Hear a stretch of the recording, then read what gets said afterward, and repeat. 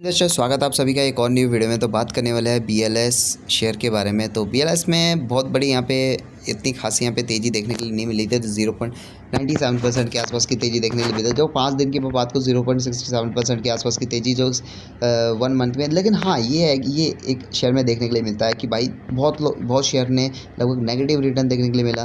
लेकिन इस शेयर में आपको लगभग 1 महीने में भी भाई कोई भी नेगेटिव कैंडल देखने के लिए नहीं मिलती है। जो कि 6 मंथ की मैं बात करूँ तो भाई 13.74% के आसपास की यहाँ पे गिरावट देखने के लिए मिलती है। जो कि मैं 1 साल की मैं बात करूँ तो यहाँ पे भी आपको कोई गिरावट देखने के लिए नहीं मिलती जिसने 1 साल में पैसा बनाया है। फिर भी ठीक है, लगभग कोई भी यहाँ पे दिक्कत की बात नहीं है। जो कि ये शेयर अभी भी मुझे ऐसा लगता है कि ये शेयर फिर से 400 रुपये पे जाता हुआ नज़र आ सकता है। वो मैं अपनी स्ट्रैटेजी के हिसाब से मैं आपको क्लियर करने वाला हूँ। सबसे पहले तो मैं चार्ट पर चलता हूँ, उसके बाद मैं यहाँ पे क्लियर कर सकता हूँ।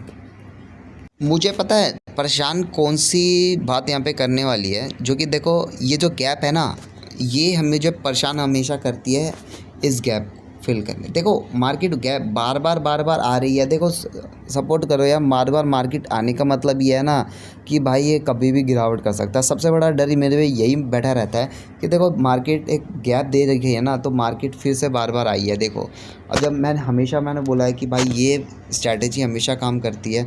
देखो इस रेंज के अंदर आई है ना, तो इससे अभी भी फिल बिल्कुल नहीं कर पाई है मार्केट। देखो अभी भी यहाँ पे देखा जाए तो ये मार्केट ने लगभग मेरा डाउट ये रहेगा कि 10%, सिर्फ और सिर्फ खाली 10% मार्केट आ सकती है इस रेंज में, बाकी फिर नहीं आ सकती। क्योंकि देखो मार्केट ने ऑलरेडी इसे फिल कर दिया है। मैंने बिल्कुल अच्छे से यहाँ पे कोशिश करी है, बिल्कुल मतलब बारीकी से समझने की कोशिश करी है। तो हाँ मैं इसे 10% ही मानूंगा, इससे ज़्यादा बिल्कुल नहीं मानूंगा। क्योंकि यहाँ से करेक्शन हुई है, इस लेवल तक आई है मार्केट, फिर उसके बाद बढ़ने की कोशिश इसी लेवल से ही करी है। उसके बाद यहाँ से फिर से एक अच्छी खासी कैंडल बना के फिर इसी लेवल पर आने की बिल्कुल मार्केट ने कोशिश करी है। फिर बढ़ के फिर लेवल की आखिर में इस लेवल तक कोशिश करी, फिर एक अच्छी खासी यहाँ पे तेज़ी बनाता हुआ नज़र आ सकता है। इस तरीके से मार्केट काम करता हुआ नज़र आ सकता है। अब देखो यार मार्केट गैप अप ओपन के साथ यहाँ पे शुरुआत करती है, तो फिर तो एक अच्छी खासी यहाँ पे तेज़ी देखने के लिए मिल जाएगी। शेयर लगभग अब बढ़िया है, लगभग 400 रुपये तक ये जाता हुआ हमें नज़र आ सकता है। मेरी तरफ से कोई ऐसा बाइंग सेल की कोई भी रिकमेंडेशन नहीं है। अब जब शेयर गिरा है तो भाई फिर तो बढ़ने का तो नाम लेगा ही ना। तो इस करेक्शन होगी तो फिर एक तो सपोर्ट जो मैंने आपको बताया वो तो ठीक है, और उससे ज़्यादा यहाँ पे गिरावट मेरे हिसाब से इनफ है। मार्केट कंडीशन के हिसाब से ही होगा। अभी तो इतनी भयंकर यहाँ पे कुछ न्यूज़ वगैरह देखने के लिए नहीं मिलती।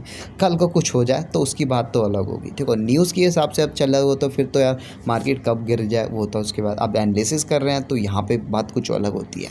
तो देखो मार्केट तो गैप अप ओपन के साथ शुरुआत होती है, तो अच्छी खासी यहाँ पे तो तेज़ी बनेगी ही बनेगी, और मार्केट न इस रेंज के अंदर बार बार रह सकती है। वो मैं आपको बताऊँ तो मार्केट इस रेंज के अंदर बार बार रह सकती है। आओ देखो ये एक साइडवेज क्रिएट हो गया, ठीक है, तेज़ी बनेगी तो 400 के लेवल टच करेगा ही करेगा, ध्यान रखने का।